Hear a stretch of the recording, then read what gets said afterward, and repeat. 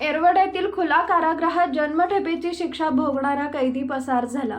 या प्रकरणी पसार झालेल्या कैद्याविरुद्ध येरवडा पोलीस ठाण्यात गुन्हा दाखल करण्यात आला असून त्याचा पोलिसांकडून शोध घेण्यात येत आहे। खुनाच्या गुन्ह्यात येरवडा कारागृहात तो जन्मठेपेची शिक्षा भोगत होता। ही घटना सोमवारी उघडकीस आली।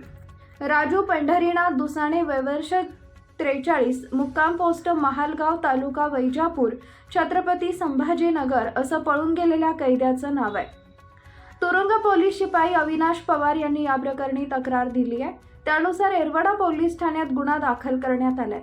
पोलिसांच्या माहितीनुसार आरोपी राजू पंढरीनाथ दुसाणे याला 2015 साली वारजे माळवडी परिसरात झालेल्या खून प्रकरणात अटक करण्यात आली होती।